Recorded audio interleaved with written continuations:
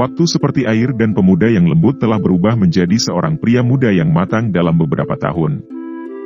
Tahun-tahun ini, dia telah meninggalkan kenangan serta reputasi dimanapun dia berjalan. Pada saat ini, orang-orang yang pernah mengenalnya tanpa sadar akan merasa tercengang saat mengingat adegan ini. Siapa yang mengira beberapa tahun yang lalu, bahwa pemuda ini, yang dipandang rendah dan didiskriminasi dalam klan, akan dapat menciptakan reputasi seperti itu? Ayah, penglihatanmu sangat bagus, saudara ketiga mungkin menjadi orang yang paling menonjol dalam sejarah klan kita. Dia bahkan mungkin bisa melampaui apa yang disebut leluhur klan Xiao, yang mungkin tidak ada yang Anda sebutkan saat itu. Pikiran Xiao Li perlahan menjadi tenang saat dia mengangkat kepalanya, melihat punggung kurus di langit dan bergumam lembut. Kabut hitam berserakan dan melayang di langit. Setelah letusan teratai api yang menakutkan, wilayah kabut hitam yang awalnya sangat besar telah hancur total. Kabut hitam yang menyebar dengan kecepatan yang terlihat dengan mata telanjang. Mata Xiao Yan sedingin es saat dia menyaksikan kabut hitam yang menyebar dengan cepat. Dia mengeluarkan beberapa pil obat dari cincinnya dan memasukkannya ke dalam mulutnya. Segera, sedikit kemerahan muncul di wajah putih pucatnya. Menggunakan 3 teratai api berwarna menghabiskan banyak douki. Namun, beruntung kekuatan Xiao Yan sudah kuat. Oleh karena itu, gejala sisa secara bertahap turun ke dalam ketidaksadaran saat teratai api meninggalkan tangannya tidak terjadi lagi. Dokter peri kecil berdiri menghadap angin di samping Xiao Yan. Pesona iblis yang terkandung di mata ungu keabu-abuannya dengan tegas menatap ke tempat tertentu di kabut hitam. Kabut racun yang lebat diam-diam berputar di tangannya saat dia bersiap untuk menyerang. Kabut hitam berangsur-angsur tersebar di bawah pengawasan kedua orang itu, mengungkapkan sosok yang sangat menyedihkan di dalam. Saat ini, pakaian Han Feng compang-camping. Tubuhnya bahkan tidak memiliki sedikit pun kulit yang terlihat normal. Gelembung darah muncul dengan cara yang padat dan rambutnya telah benar-benar terbakar.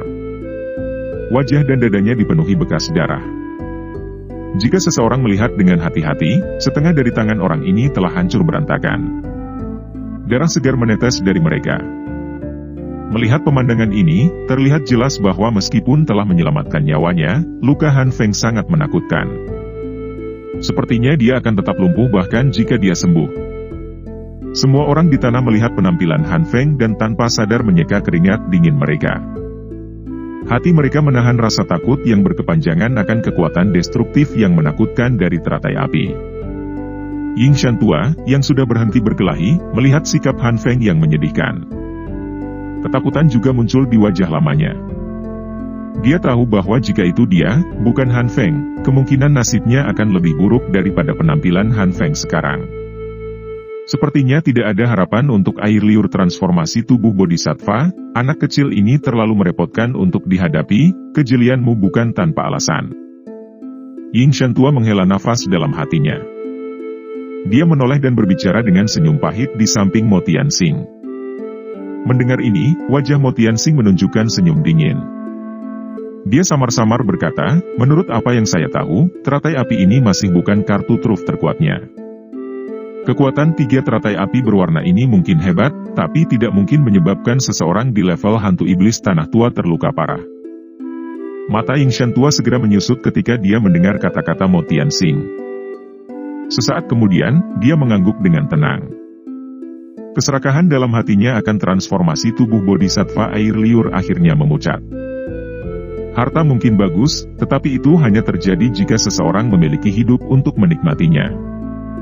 Xiao Yan secara alami tidak menyadari bahwa kata-kata Mo Tianxing telah menghalangi Ying Shan tua untuk terus mengganggunya.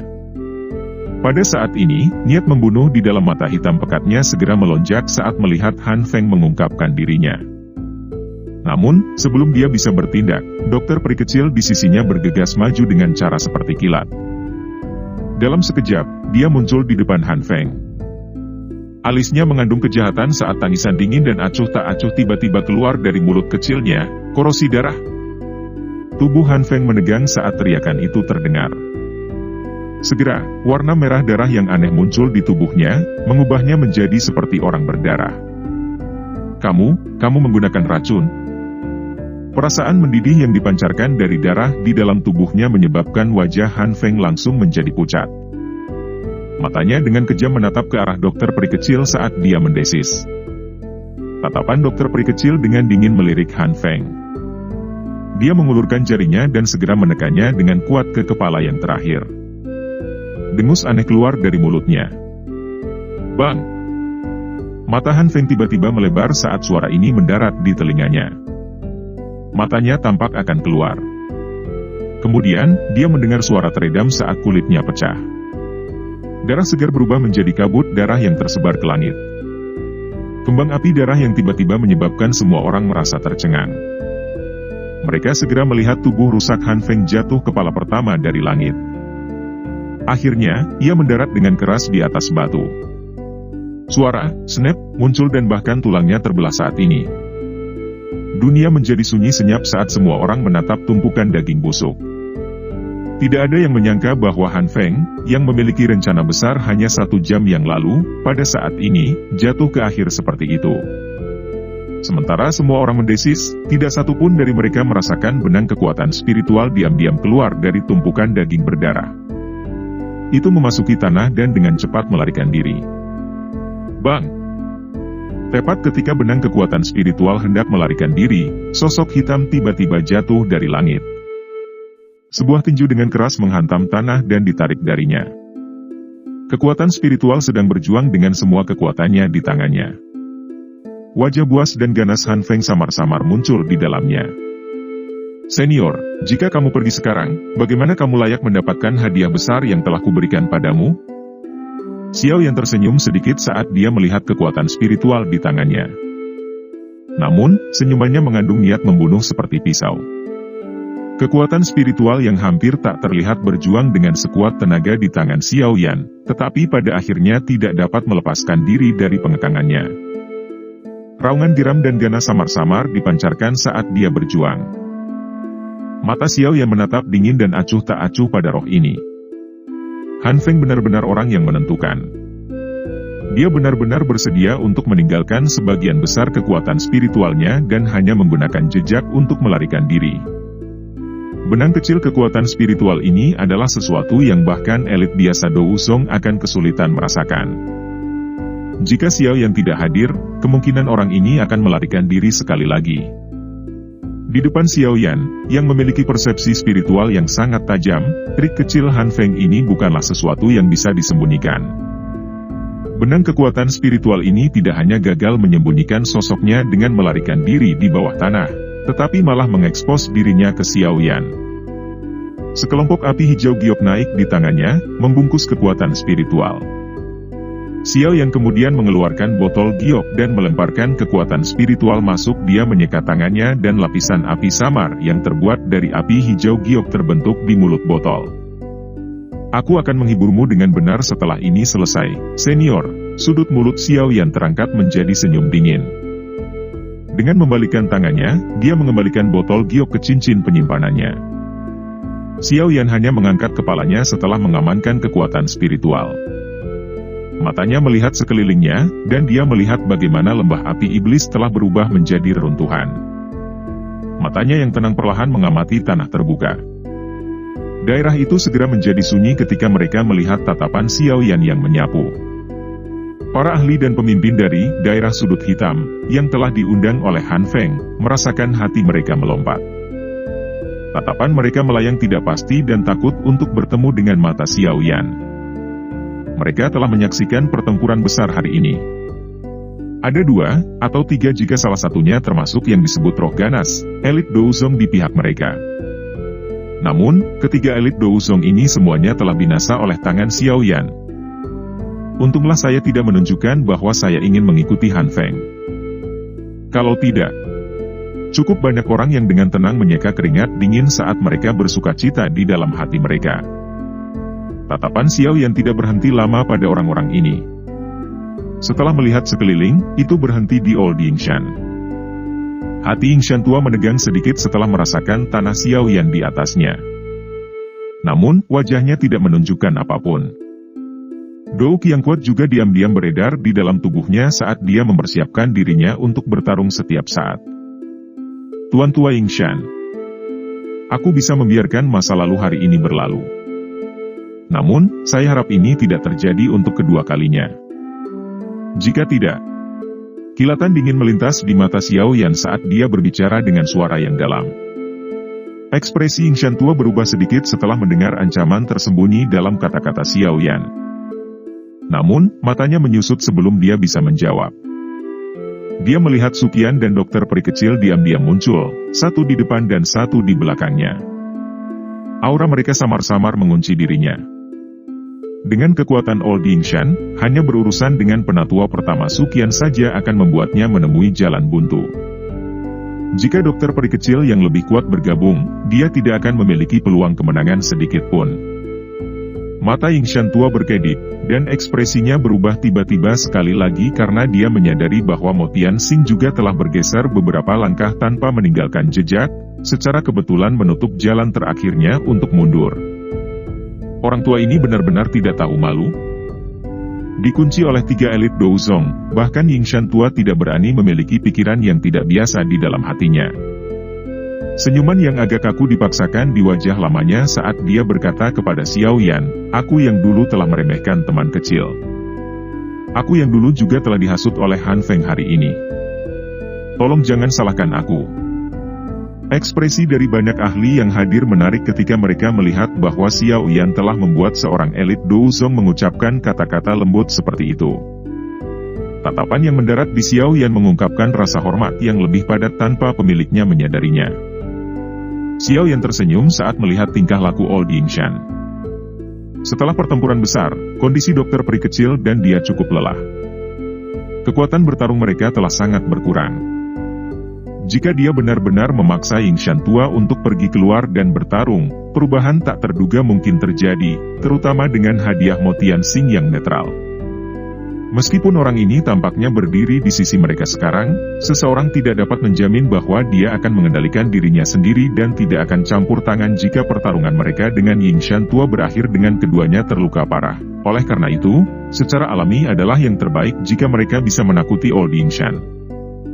Apakah Old Yingshan bersedia berpisah dengan air liur transformasi tubuh Bodhisattva? Xiao Yan melirik Mo Tianxing dan tertawa pelan. Yingshan tua tanpa sadar tertawa getir saat mendengar ini. Dia menggelengkan kepalanya dan berkata, harta karun yang sangat unik layak untuk dimiliki oleh seseorang yang memiliki kemampuan. Karena teman kecil memiliki kekuatan seperti itu, aku yang dulu secara alami akan berhenti ikut campur. Namun, beberapa orang mungkin mengalami mimpi indah untuk mendapatkan barang dan kekayaan. Yingshan tua memandang Mo Tianxing dengan senyum dingin ketika dia berbicara sampai saat ini. Mo Tianxing tidak marah meskipun secara implisit diejek oleh Yingshan tua. Dia tersenyum dan berkata, orang tua, kamu harus berhenti mencoba mencari masalah untukku. Aku yang dulu sangat yakin bahwa air liur transformasi tubuh Bodhisattva ada di tangan teman kecil Xiao Yan. Tidak hanya Yingshan tua mencemooh kata-kata ini, tetapi Xiao Yan juga tanpa sadar menggerakkan sudut mulutnya. Orang tua ini benar-benar memiliki wajah yang cukup tebal. Teman kecil Xiao Yan. Aku yang dulu telah bertindak sesuai dengan persetujuan kita dan tidak ikut campur untuk membantu Han Feng. Bolehkah saya tahu? Mo Tianxing mengabaikan pikiran di dalam hati orang-orang di sekitarnya. Dia mengubah topik dan tersenyum saat berbicara dengan Xiao Yan. Mata Xiao Yan mendaratkan salah satu dokter peri kecil ketika dia mendengar ini. Dia mengangguk sedikit, dan dia melambaikan tangannya. Sebuah botol giok dilemparkan ke Mo Tianxing. Mo Tianxing mengulurkan tangannya dan angin bertiup keluar setelah dia melihat barang itu dilemparkan oleh dokter peri kecil. Dia segera mengambil botol giok dari udara dan membungkus berbagai lapisan douki di sekitar permukaannya. Baru kemudian dia dengan hati-hati membuka tutup botol dan memperlihatkan bubuk obat berwarna coklat keabu-abuan di dalamnya. Seseorang tidak bisa menyalahkan Mo Tianxing karena berhati-hati ini. Dia tahu sedikit tentang dokter peri kecil. Dia tahu bahwa keterampilan racunnya dalam dan tidak dapat diprediksi. Jika dia ceroboh, kemungkinan dia akan ditipu olehnya. Pemandangan tubuh Han Feng yang meledak sebelumnya dengan jelas tertangkap di matanya. Meskipun sebagian dari alasan Han Feng meledak adalah karena dia terluka parah, tapi racun kuat tidak boleh diremehkan. Campur bubuk obat dalam air mendidih. Biarkan putra Anda berendam di dalamnya selama 1 bulan. Racunnya akan benar-benar hilang saat itu. Dokter peri kecil dengan dingin menjelaskan setelah melirik Mo Tianxing yang dengan hati-hati menerima botol giok. Keke, terima kasih. Mo Tianxing menghela nafas lega setelah mendengar ini. Dia akhirnya menangkupkan tangannya ke dokter peri kecil saat dia menjawab. Dokter peri kecil mengabaikan terima kasih ini olehnya. Dari cara dia melihatnya, orang ini terlalu licik dan terlalu munafik. Dia benar-benar menjijikkan. Xiao Yan melihat sekelilingnya setelah memecat Mo Tianxing. Dia melihat ke lembah api iblis, yang telah berubah menjadi reruntuhan, dan senyum dingin muncul di wajahnya. Pertempuran besar ini benar-benar akan menghancurkan reputasi lembah api iblis. Sekarang markas mereka dihancurkan, lembah api iblis ini tidak lagi memiliki kekuatan untuk bertahan hidup di wilayah sudut hitam. Gerbang Xiao akan berada di sekitar untuk menangani mereka yang telah melarikan diri. Di masa depan, orang-orang ini akan kesulitan bepergian bahkan 1 inci pun di wilayah sudut hitam. Tubuh Xiao yang bergerak dengan lembut dan dia muncul di samping kelompok Xiao Li. Banyak ahli di sekitar dengan tergesa-gesa menangkupkan tangan ketika mereka melihat ini. Gelombang tawa ucapan selamat berulang kali terdengar. Xiao Yan juga tersenyum menanggapi orang-orang ini. Setelah itu, pandangannya beralih ke Xiao Li, yang tersenyum dan berkata, "Tenang, aku sudah mengatur agar beberapa orang tetap berada di luar lembah api iblis. Orang-orang dari lembah api iblis yang melarikan diri tidak akan bisa lari terlalu jauh." Xiao Yan mengangguk sedikit. Di wilayah sudut hitam, kebaikan adalah sesuatu yang bisa dibuang ke saluran pembuangan bau. Dendam mereka dengan lembah api iblis adalah sesuatu yang tidak bisa diselesaikan. Beberapa bahaya tersembunyi harus dihilangkan untuk memastikan keselamatan siswa yang akan berangkat berlatih. Saat Xiao Yan sedang mengobrol dengan Xiao Li berhasil menginstruksikan anggota gerbang Xiao untuk menghibur Sumei dan yang lainnya. Para ahli dan faksi yang memiliki hubungan yang cukup baik dengan lembah api iblis dan Han Feng sebelumnya, diam-diam pergi dengan kesadaran baru akan situasinya. Mereka semua tahu bahwa lembah api iblis tidak akan ada lagi di masa depan. Tentu saja, hati mereka tidak memiliki pikiran untuk membalas dendam. Han Feng dan para ahli dari lembah api iblis sebagian besar telah mati. Siapa yang akan menyinggung gerbang Xiao dan Akademi Jianan tanpa alasan? Setelah mengirim beberapa anggota, Xiao Li mulai memberi perintah untuk mencari reruntuhan lembah api iblis. Lembah api iblis ini adalah faksi kuno. Akumulasi mereka selama bertahun-tahun akan menghasilkan fondasi yang cukup dalam. Berbagai metode Qi, teknik Dou, senjata, dan banyak obat spiritual unik adalah hal-hal yang menyebabkan mata seseorang menjadi merah. Sekarang mereka telah menghilangkan lembah api iblis, banyak hal yang mereka miliki secara alami perlu disingkirkan. Hal-hal ini tidak diragukan lagi adalah rezeki nomplok bagi gerbang Xiao. Meskipun Xiao Yan dan yang lainnya memiliki pemikiran ini, mereka tidak dapat menemukan jejak gudang harta karun setelah mencari selama setengah jam. Seolah-olah lembah api iblis tidak pernah memiliki benda-benda ini. Alis Xiao Yan dan Xiao Li merajut ringan saat mereka melihat anggota dari gerbang Xiao yang kembali tanpa daya dari reruntuhan. Apakah anggota lembah api iblis memindahkan semua ini? Dalam keraguannya, tatapan Xiao Yan tiba-tiba melirik Xian, yang telah menyilangkan lengannya di depan dadanya.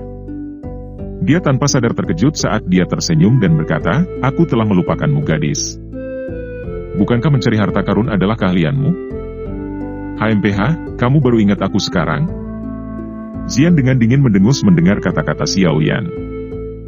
Jelas, dia agak tidak senang dengan Xiao Yan karena hanya mengingatnya saat ini. Xiao Yan tanpa sadar tertawa pahit saat melihatnya cemberut. Dia membujuknya dengan kata-kata yang manis, menyebabkan sedikit senyum muncul di wajah bibi kecil ini. Setelah itu dia menutup matanya dan perlahan membukanya beberapa saat kemudian. Tubuhnya bergerak dan bergegas ke bagian terdalam dari lembah api iblis. Xiao Yan, Xiao Li, dokter peri kecil, dan yang lainnya di belakang buru-buru mengikuti saat melihat ini. Mereka mengikuti di belakang Xian saat mereka melewati jalan panjang di dalam lembah. Sekitar beberapa menit kemudian, pandangan mereka tertutupi oleh dinding batu yang dipenuhi rumput liar. Beberapa sosok manusia perlahan berhenti di depan dinding batu ini. Tatapan mereka menyapu itu, tetapi mereka tidak merasakan sesuatu yang tidak biasa tentang itu. Tatapan mereka segera menyapu ragu-ragu ke Xian. Xian segera tersenyum bangga saat melihat ekspresi hilang di wajah sebagian besar kelompok Xiaoyan. Tubuhnya berkedip dan bergerak, muncul di bagian tertentu dari dinding batu. Setelah itu, dia dengan erat mengepalkan tangan kecilnya dan dengan keras menghancurkannya. Bang! Fragmen batu melesat ke segala arah dan garis retakan terbentuk di dinding batu. Xian sekali lagi melangkah maju. Tinju kecilnya seperti mesin yang membuka gunung saat dia dengan kuat menghantam dinding gunung dan membentuk terowongan sedalam setidaknya 10 meter. Setelah itu, Xiao Yan dan yang lainnya melihat gua hitam pekat yang tersembunyi jauh di dalam dinding batu. Xiao Yan menghela nafas lega setelah melihat gua yang dalam di balik dinding. Dia tanpa daya menggelengkan kepalanya dan tertawa getir. Memang ada di sini, tapi metode pencarian harta karun gadis kecil ini benar-benar terlalu biadab.